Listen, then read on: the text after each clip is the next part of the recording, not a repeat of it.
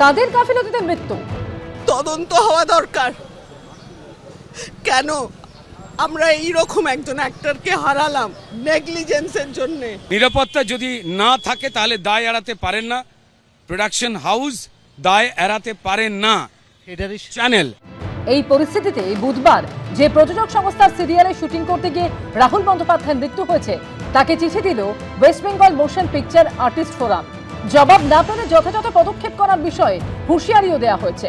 বিবৃতিতে বলা হয়েছে, গত কয়েকদিন ধরে এই মৃত্যুকে ঘিরে যে সমস্ত ঘটনা প্রকাশ্যে আসছে এবং প্রযোজক সংস্থার সঙ্গে যুক্ত বিভিন্ন মানুষ বিভিন্ন স্ববিরোধী মন্তব্য করছেন তাতে খুবই দ্বিধাগ্রস্ত হয়ে পড়েছে সবাই। এরকম স্ববিরোধী মন্তব্যের মাঝে হারিয়ে যাচ্ছে আসল প্রশ্নগুলো। কেন রাহুলকে এই দুর্ঘটনায় পড়তে হলো? তাহলে কি বিপদে পড়া যে কোনো শিল্পীকে বা কলাকুশলীকে বাঁচাবার কোনো ব্যবস্থা প্রযোজকদের তরফে আগে থেকে করা হয়নি? ওই বিপজ্জনক জায়গাতে শুটিং করা হলোই বা কেন? এরকম আরো অনেক প্রশ্নের উত্তর খুঁজছে ওর পরিবার, ওর বন্ধুরা, ওর গুণমুগ্ধ দর্শকরা আর ওর সহকর্মীরা। একটা সংস্থার তার ক্রেডিবিলিটি যখন এতটা বিশাল মাপের সংস্থা, তো তার রেসপন্সিবিলিটিটা কোথায়, দায়িত্ববোধটা কোথায়? অফকোর্স প্রোডাকশন হাউস সম্পর্কে বলছি, আর কার সম্পর্কে বলবো?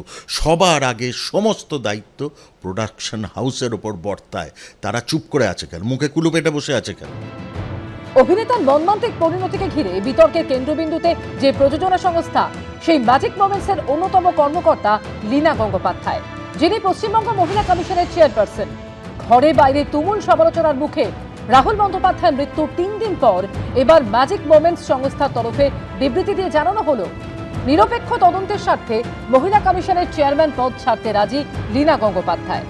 রাহুলের মৃত্যুর তদন্তে পক্ষপাতের কোনো ধারণা যাতে তৈরি না হয় তার জন্যই লীনা এমনটা চান বলে প্রযোজনা সংস্থার তরফে বিবৃতিতে দাবি করা হয়েছে। আর এখানেই নানা মহলে প্রশ্ন উঠছে, কেন এখনো ইস্তফার ইচ্ছা প্রকাশ? অভিনেতার মৃত্যুর 3 দিন পরও কেন এখনো গুরুত্বপূর্ণ সরকারি পদ আঁকড়ে রয়েছেন লীনা গঙ্গোপাধ্যায়? উনি তো বুঝতে পারছেন উনি কি কি সমস্যা তৈরি করেছেন ওনার প্রযোজনা সংস্থা।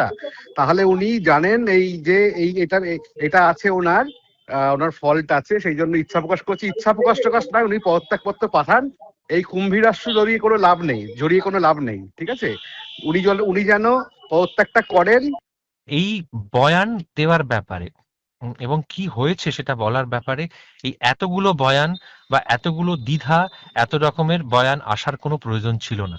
সত্যিটা প্রথমে যেটা ঘটেছে সেটা আমার মনে হয় প্রথম থেকে সেটা প্রতিষ্ঠা পেলে এবং সেটা প্রতিষ্ঠা দেওয়ার দিকে যারা ওই ঘটনাস্থলে উপস্থিত ছিলেন সেই ব্যাপারে তারা যদি আরেকটু সচেতন হতেন, হ্যাঁ, বা আরেকটু যদি স্পষ্ট হতেন, তাহলে আমার মনে হয় এটা সব পক্ষের জন্য সব থেকে গুরুত্বপূর্ণ, যিনি চলে গেছেন তার মানে তার জন্য, তার সম্মানার্থে এটা জরুরি ছিল বলে আমার মনে হয়।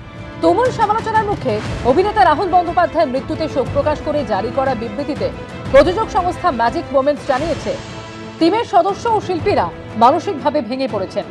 ওই দিনের কাস্ট ও ক্রুদের সঙ্গে কথা বলে ঘটনার পূর্ণ বিবরণ সংগ্রহ করা হচ্ছে।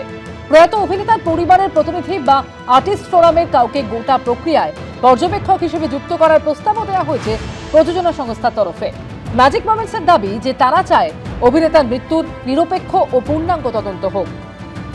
সাধারণ মানুষও বুঝতে পারছে দায় কার, আমার বলতে কোনো অসুবিধা নেই, সেটা হচ্ছে প্রযোজনা সংস্থার। কিন্তু লীনাদি কেন এভাবে এড়িয়ে যাচ্ছেন, আমার এটা ভারী অবাক লাগছে।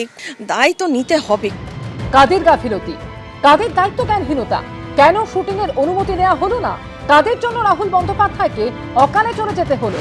এই সব প্রশ্নের উত্তর কি আদৌ মিলবে? অনির্বাণ বিশ্বাস ও কৃষ্ণেন্দু অধিকারী report, ABP Ananda, Kolkata.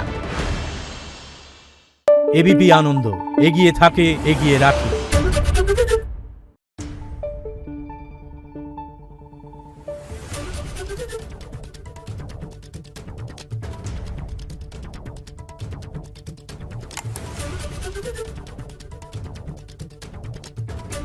Thank you.